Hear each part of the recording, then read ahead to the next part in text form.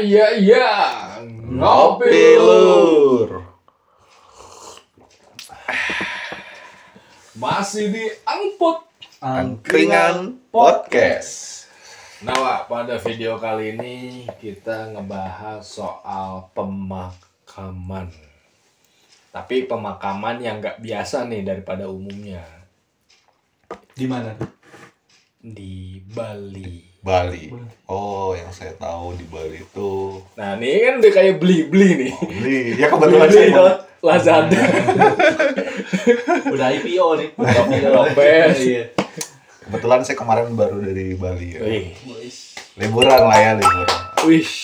Oh, ini Jadi, liburan. kita tuh mau bahas makam apa namanya? Makam Trunyan. Trunyan. Jadi ada di Desa Bangli ya. Kintamani ya? Kintamani. Kintamani. Belum pernah ke sana, enggak tahu. Dan saya Bali. juga kemarin rencananya mau ke sana. Cuman berhubung dari Tanah Lot ke lokasi itu perkiraan sih 2 jam. Belum Perjalanan. nyebrangnya ya? Belum nyebrangnya. Gitu. Nah, jadi hari ini kita panggilnya Wak Dika apa Beli Dika nih? Beli. Udah pakai apa namanya? Udang. Udeng, berarti kita panggilnya Beli ya, Beli. Kemarin saya dapat nih waktu di sana dikasih, bukan beli. Oh. Kirain ngambil dari Trunyan. Oh, beda. Beda Wak kalau itu. Kalau ngambil dari sana Nggak bisa pulang saya.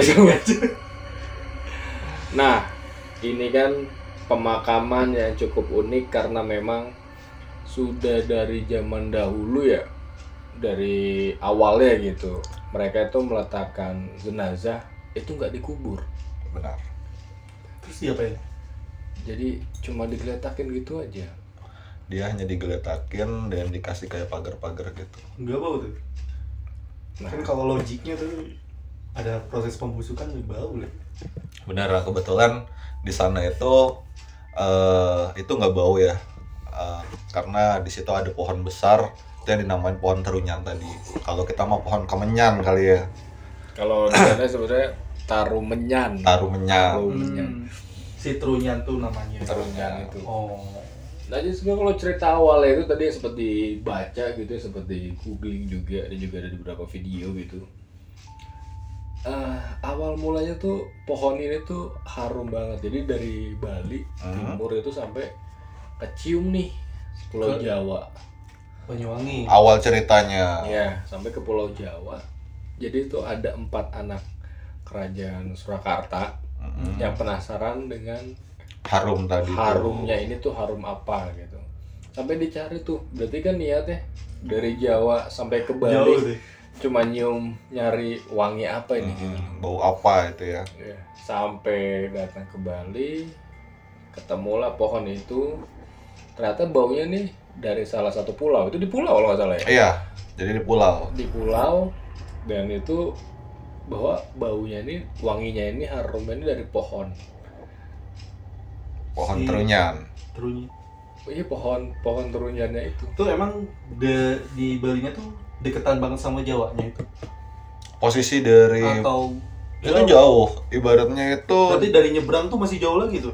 dari nyebrang Pulau Bali. Iya, Ibaratnya dari Gilimanuk. dari Gilimanuk. Itu dari Gilimanuk kurang lebih perjalanan 4 jam untuk nyampe Naik lokasi. mobil. Ya, untuk darat. Itu sampai daratnya aja ya. Belum kita nyebrang. Berapa lama? Belum nyebrangnya lagi ke pulau itu kita. Ya, masalahnya tadi kalau di artikel itu nggak jelas. Ya, maka dia naik kuda, apakah sudah ada kendaraan? Tapi kalau sudah ada kendaraan harusnya zaman Belanda. Iya sih, betul juga ya. Iya, kalau ada kendaraan ya pasti jalan kaki, kalau nggak naik kuda. Nggak siapa tahu dia juga punya ilmu zaman dulu bisa terbang. Kayak apa itu? Angling Dharma. Naik elang. Naik naga ya. Nah, jadi tuh dari keempat anak ini, nah putra sulungnya ini kebetulan tuh di pohon Trunyan itu diceritakan itu dulunya tuh ada yang jaga. Jadi seorang perempuan cantik lah gitu. Orang asli. Nah, putra sulungnya ini nih tertarik dan akhirnya intinya memutuskan untuk menikah di situ.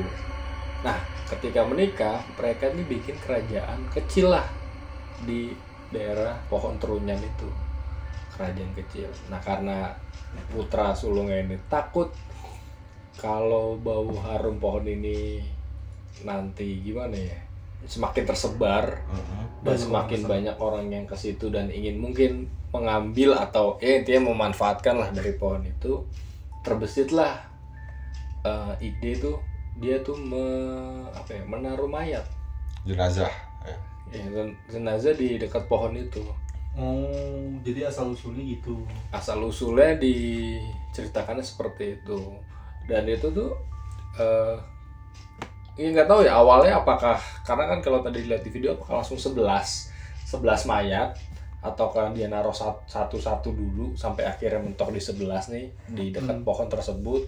Yang bikin tuh jadi wangi pohon enggak, bau busuk dari mayat pun enggak gitu. Mungkin yang menetralkan bau sih posisinya. Tapi kalau yang saya tahu ya, saya dengar atau saya dapat cerita tuh memang di situ itu untuk pemakaman itu hanya 11 jenazah. Jadi di saat ada 12 datang lagi yang baru, itu yang terakhir itu harus dipindah. Oh iya. Maksimal 11. Maksimal 11. Jadi tetap maksimal 11. Ya bahkan di salah satu di video YouTube pun sampai ditanya ke guide-nya gitu, ini kenapa cuma 11? Ya dia pun jawab ya nggak tahu karena memang dari dulunya seperti itu. Berarti kan mungkin udah lama banget ya. Iya. Kesebelasan. Kesebelasan, dikiranya main bola.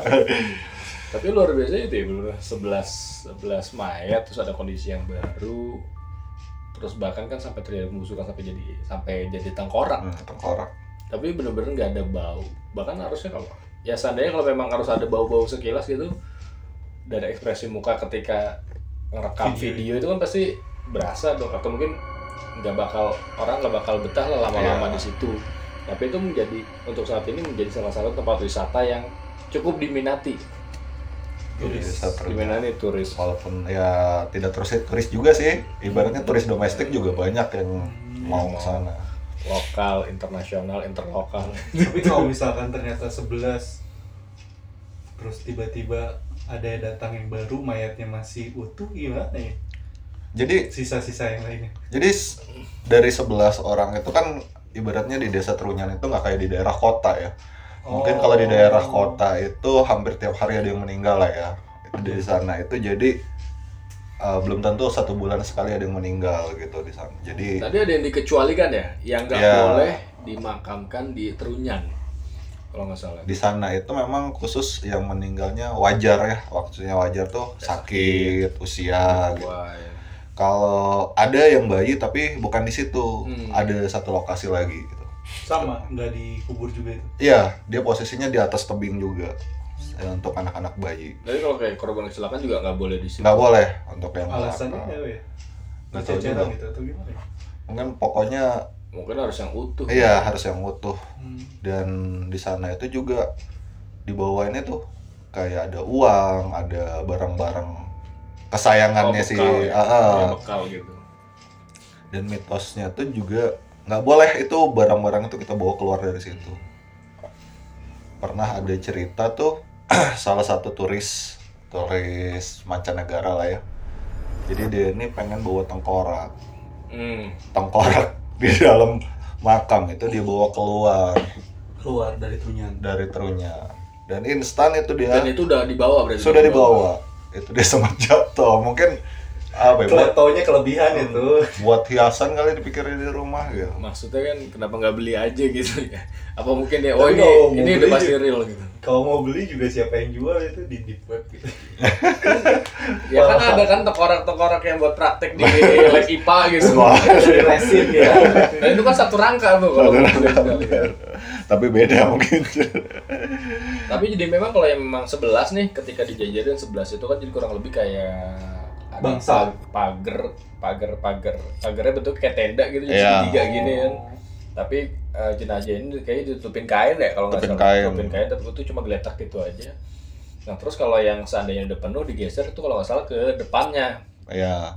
Jadi tuh di salah satu video nanti kita cantumin juga sama sumbernya juga, salah satu YouTuber cukup terkenal juga, dan bener-bener masih utuh, masih satu rangka gitu. Cuma memang posisinya tuh udah terjadi pembusukan ya, pembusukan. Dan di situ pun dinilai banyak sampah, tapi ya memang bukan sampah juga karena memang tadi barangnya barang kesayangan sih. barang kesayangannya. Sampai kalau memang dia suka cari ikan, mancing di laut, ya berarti dikasih bawa jari, pancingan. bawa pancingan, bawa jaring. Bawa jaring.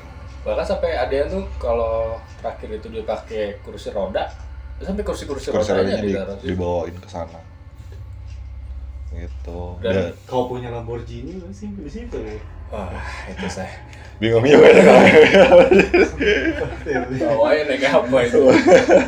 Nah, terus dari ini 11 pemakaman, kalau udah ditaruh di seberangnya, nah ketika memang dia udah bener-bener jadi kerangka, kepalanya ini diangkat, dikumpulin sama Dikumpulin, kepala yang kerangka, lain. kepala lain ya. Jadi kenapa dikumpulin tuh dulunya acak-acakan kan, Wak? Acak-acakan, jadi karena banyak yang datang kan ke sana, itu kayak nggak menghormati aja lah gitu loh. Itu diinjak-injak, akhirnya sama Turis-turisnya. mau pengurus itu dikumpulin si kepalanya iya sih. itu.